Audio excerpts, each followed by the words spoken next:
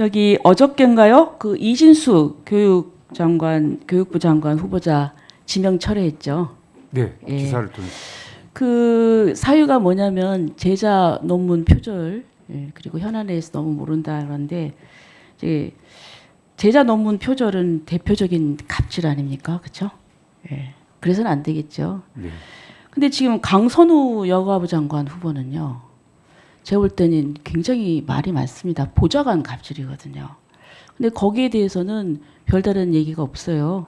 어떻게 생각하십니까? 여가부 장관도 역시 이런 사유로 지명 철회해야 된다고 생각하지 않으시나요? 의원님, 제가 그건 대통령 또 인사권과 관련돼서 제가 말씀드리기가.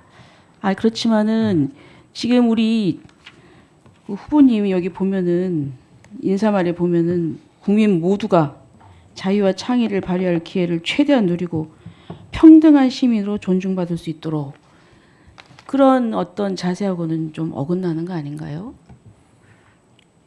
자기 더군다나 측근으로 일하는 보좌관인데. 저는 그 구체적인 답변을 좋습니다. 드릴 예. 텐데. 뭐 답변하기 곤란하시면, 자, 그다음에 우리 지연된 정의는 정의가 아니다, 이런 법원이 있죠. 예. 네. 물론 신중하고 충분하게 검토를 해야 됩니다. 하지만 속도감 있는 진행이 필요하죠, 현실 세계에서는. 예. 지금 보니까 이 김명수 대법원장 체제 이후에 재판 지연이 일상이 됐어요. 예? 그래서 아주 그 당사자나 그 담당 변호사들은 아주 엄청난 그 고통을 호소합니다. 예를 들면 하루 이자가 수백만 원씩 붙는 이 손해배상 소송 같은 민사 소송에서 재판 지연은 막대한 손해를 예고합니다. 예? 그리고 이거는 정의로운 판결을 향한 절차가 아니라 시간과 고통을 버텨낸 자만이 살아남는 싸움이 되었고, 끝을 모르는 형사재판은 피고인의 가족에게 생계를 담보로 한 고통 후 시간을 강요하는 잔혹한 인내의 게임이 되었다, 이렇게 얘기를 하고 있습니다. 김명수 대법원장이 이제 사법개혁을 했는데요. 그게 뭐냐면 고등법원 부장판사 승진제를 폐지했어요.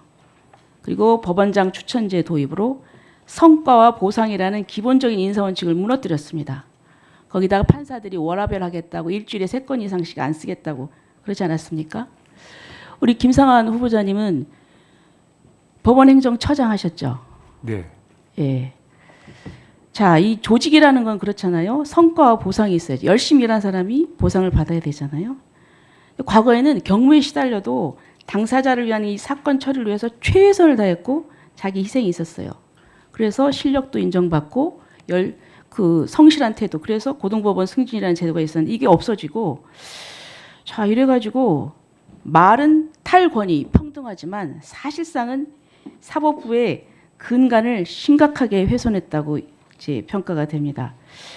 자, 우리 후보자님 그때 한번 이런 문제점에 대해서, 그리고 또 이 사법개혁에 대해서 반대한 적이 있으십니까? 그렇지 않습니다. 반대하셨어요?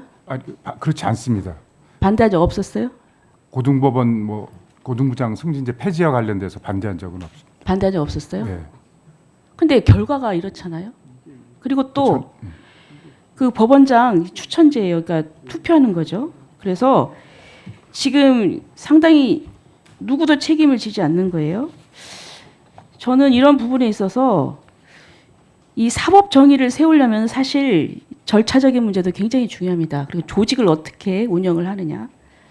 근데 지금 이 부분이 이 사법 절차 지연으로 해서 당사자, 그리고 또 당사자를 돕는 변호인 이쪽에서 이 부분에 대해서 굉장히 이 피해를 호소하고 있어요. 어떻게 보면 저는 이게 실패한 사법개혁이라고 하는데, 지금 뭐 그것도 이 부분에 대해서, 이 사법개혁에 대해서 뭐 반대한 적도 없고, 그렇다면은 같이 동의를 하셨다는 건데, 국민적으로는 이렇게 사법개혁이 실패했다고 평가가 되는데, 어떤 그런 부분에 대해서 이런 책임이 있는 분이 다시 또 다른 조직인 이 헌법재판소 소장이 된다는 것에 대해서 이 국민들이나 또 이 일선 현장에서 그런 피해를 보는 변호인이나 이런 분들이 납득을 할까요? 위원님 잠깐 말씀드려도 되겠습니까? 예, 예. 그 고등부장 뭐 승진제 폐지 등등 그 종전 직전 우리 김명수 대법원장께서 출시한 여러 가지 정책은 저는 개인적으로 그 당시의 역사적 상황에 맞는 취지를 갖고 있다는 생각을 갖고 있습니다.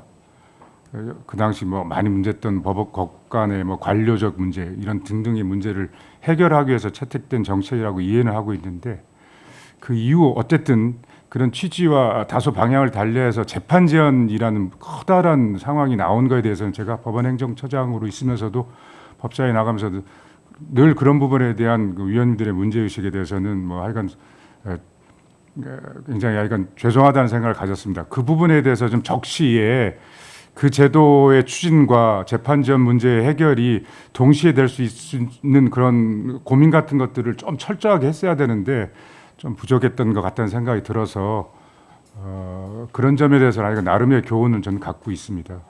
예. 법원 행정처장이라고 하는 것은 사실 이제 그런 걸 고민하는 자리입니다. 그렇죠? 근데 지금 소장도 역시 한 조직의 책임자로서 그런 부분에 대한 명쾌한 어떤 해법이나 이런 철학이 없는데 헌법재판소 오셔가지고